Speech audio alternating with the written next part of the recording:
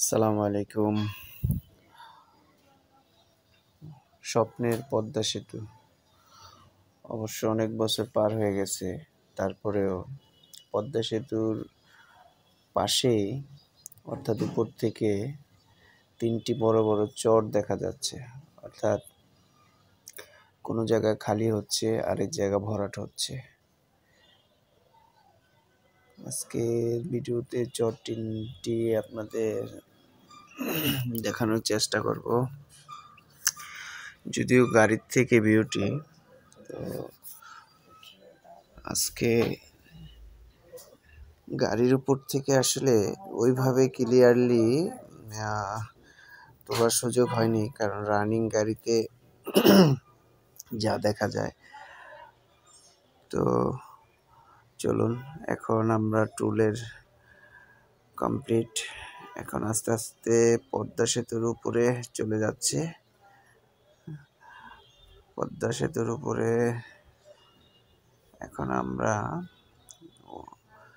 Already tour complete. আরেকটা জিনিস, তবে যত যেটাই আমরা বলি, এই ভাঙা এবং মাওয়া যে এক্সপ্রেস রুটটি, এটা অকল্পনীয় সুন্দর একটি প্রকল্প ছিল, এবং যেটাই হোক কিন্তু অনেক সুন্দর রাস্তা হয়েছে। এবং এর দুই পাশে যে গাছগুলো আছে চমৎকারভাবে, যা প্রকৃতি যেভাবে নাড়া দেয় মানুষের মনকেও অনেক সুন্দর একটা ইমেজ তৈরি করে দেয়। দেখুন, পদ্মা সেতুটা ওই যে দেখা যাচ্ছে, এই পদ্মা সেতু নিয়ে কিন্তু অনেক ভিডিও হয়েছে, ডিটেলস ভিডিও আপনারা দেখেছেন। দেখুন, আজকে যাওয়ার সময় এদিকে দেখুন, পদ্মা সেতু কিন্তু একটু বাঁকা করে করা হয়, কারণ একেবারেই যদি আপনার স্ট্রেট করা হয় সেতুগুলো থাকে না। বাঁকা করলে এটা প্রকল্পের সিস্টেম অনুযায়ী করা, কারণ এখানে ওই যে দূর থেকে দেখা যাচ্ছে কয়েকটি চর, খুব কাছ থেকে দেখা যাবে। তবে সূর্যটা কিন্তু চমৎকারভাবে আমাদের অস্তমিত অবস্থায় যাওয়ার সময় সূর্যটা দেখা যাচ্ছে। আসলে আপনারা তো সবাই পদ্মা সেতু দেখেছেন, অনেক সুন্দর সুন্দর ভিডিও দেখেছেন।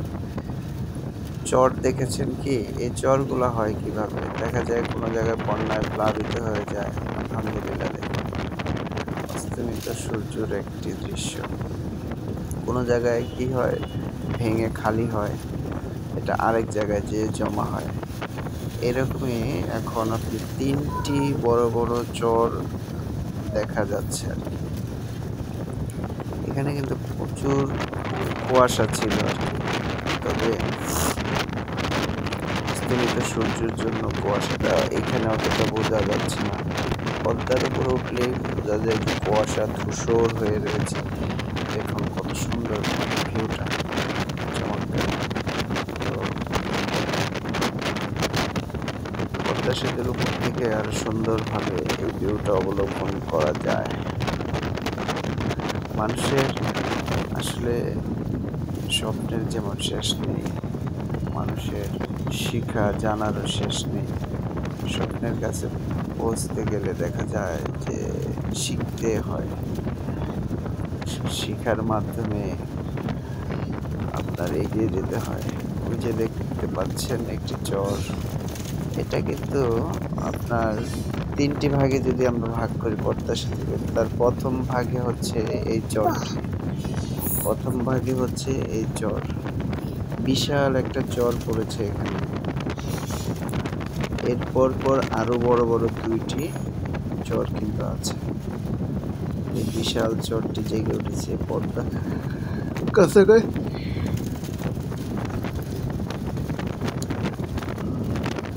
এখানে হয়তো একটা সময় যদি এই চরটা জেগেই থাকে, যেহেতু মাঝে এটা ডুবে যাওয়ার সম্ভাবনাই বেশি। যদি তীরবর্তীতে হতো তাহলে এটা কিন্তু ডুবে যাওয়ার সম্ভাবনা কম, তখন এখানে মানুষ চাষাবাদ করতো। আসলে চর অঞ্চলগুলো এইভাবেই জেগে ওঠে আর কি। প্রাকৃতিক যে খেলা, আসলে আল্লাহ পাকই ভালো জানে।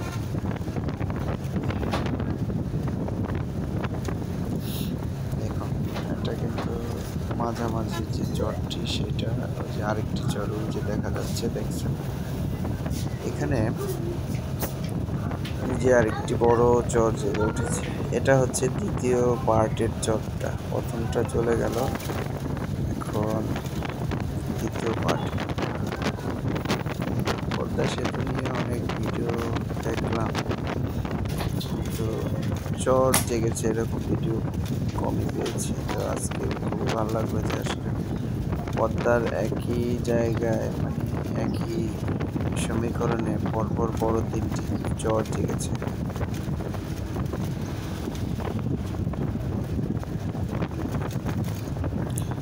এই যে পাশে আরেকটি দেখুন, এটা হচ্ছে তৃতীয় নাম্বারের চরটি, এটা জেগেছে। এটা আর কি ছোট, প্রথমটা বড়, দ্বিতীয়টা মাঝারি, এটা একটু ছোট। এরপরে হচ্ছে আপনার আমরা মোটামুটি কাছাকাছি চলে আসছি, পদ্মা সেতুর কাছাকাছি, মানে পার হয়ে যাচ্ছি আর কি। তো আসলে ভিডিওটি যদি আপনার একটু ভালো লাগে, চাইলে একটু শেয়ার দিতে পারেন, কমেন্টে একটা মূল্যবান পরামর্শ দিতে পারেন। আরেকটা সুন্দর এই সূর্যের অস্তমিত যে লাস্ট আবহাওয়াটা, এটা খুবই ভালো লাগছে। দেখুন এখানে কিন্তু মনে হচ্ছে একটা বিরাট সুন্দরবনের মতো অবস্থা, এত গাছ, মানে